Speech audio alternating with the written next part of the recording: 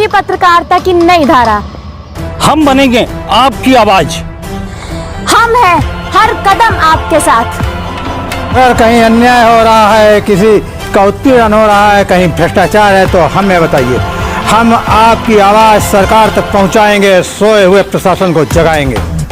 हम बनेंगे आपकी आवाज, हर जुर्म पर होगी हमारी नजर। नमस्कार, रिसेंटी न्यूज में आपका स्वागत है। मैं धनंजय वाजपेयी। आइए आज आपको उत्तर प्रदेश के शाहजहांपुर से दो समाचार ऐसे हम दिखाते हैं जिन्हें सुनकर आपको न केवल आश्चर्य होगा बल्कि अपनों पर भरोसा करने के लिए भी सोचना पड़ेगा। जी हाँ, यहाँ शाहजहांपुर में दो अलग अलग थाना क्षेत्रों में अपनों ने ही अपनों का कत्ल कर दिया। बड़े अफसोस की बात यह है कि जिस पिता की गोद में बेटी खेलती है, उस बेटी का कत्ल पिता ही कर देता है। थाना सिंधौली क्षेत्र में कुछ दिन पहले एक बोरे में लाश बरामद हुई थी। पुलिस ने जब जांच की तो पता चला कि उसका हत्या कोई और नहीं, उसको पालने वाला उसका बाप था। दूसरी ओर अंधविश्वास के चक्कर में आकर अपने पति को मौत के मुंह में झोंक देने वाली पत्नी भी आज गिरफ्तार हो गई। ये मामला थाना जलालाबाद का है। आइए देखते हैं ये दोनों रिपोर्ट। थाना सिंधौली क्षेत्र में 24 जनवरी को अर्चना का शव एक बोरे में बरामद हुआ था। पिता ने आरोप लगाया था कि पुलिस ने लापरवाही की, लेकिन पुलिस ने जब गहन छानबीन की तो कातिल के रूप में जो तस्वीर उभर कर सामने आई, उसे देखकर पुलिस अधीक्षक एस आनंद के भी पैरों के नीचे से जमीन खिसक गई। अर्चना का कातिल कोई और नहीं, उसका पिता सुखलाल ही निकला। आपको बता दें, अर्चना का गांव के ही युवक से प्रेम संबंध था। 10 जनवरी को पिता सुखलाल ने अर्चना को उसके प्रेमी के साथ आपत्तिजनक अवस्था में देख लिया।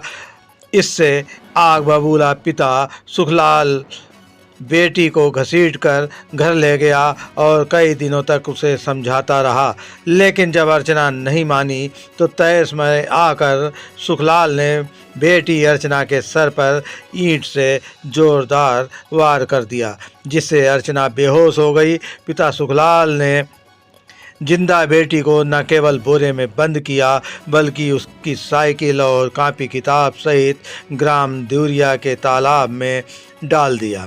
लेकिन कहते हैं कि अपराध छिपता नहीं है, चीखता है। सुखलाल ने तालाब की गहराई में साइकिल व डेड बॉडी इसलिए डाली थी कि वो किसी को जल्दी पता न चले, किंतु 2 दिन में ही पता नहीं कैसे साइकिल पानी से बाहर दिखने लगी और जब लोगों ने साइकिल निकाली तो उसमें बंधी बोरे में बंद लाश बाहर निकल आई।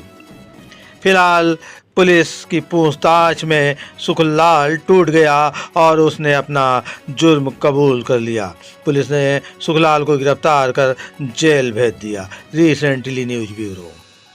दिनांक 24 जनवरी को एक युवती की लाश थाना सिंधौली अंतर्गत ग्राम देवरिया में एक तालाब में मिली, जो बोरे में बंद थी और उसके साथ में उसकी साइकिल भी थी और उस बोरे में उसकी कॉपी किताबें थीं।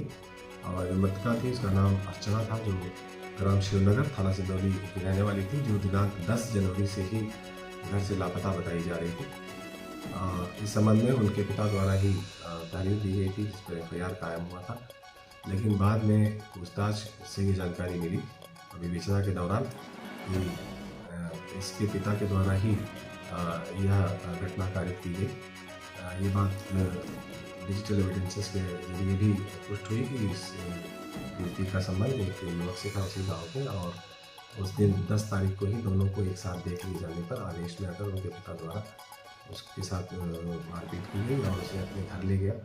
घर ले जाकर काफ़ी समय से उसको समझाता बुझाता रहा और डांटता रहा, लेकिन जब 21 तारीख को जब काफ़ी वाद विवाद हुआ तो उस पर ईंट से उसने अपनी बेटी को घायल किया सर पे, और इसके बाद ये समझते हुए कि वो बेहोश हो गई और ख़त्म हो गई तो उसने उसको बोरे में बंद करके उसी की साइकिल में ले जाकर उसी तालाब में डाल दिया था, जो उसके गाँव से मुश्किल से आधे फरलांग पर किलोमीटर है।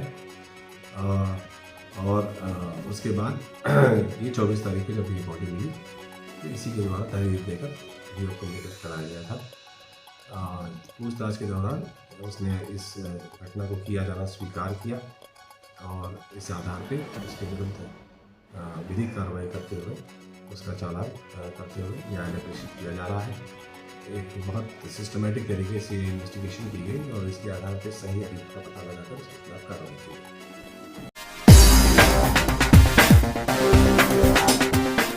थाना जलालाबाद के गौस नगर की बिमला ने अंधविश्वास के कारण न केवल अपने पति को मौत के मुंह में झोंक दिया बल्कि जेल भी चली गई।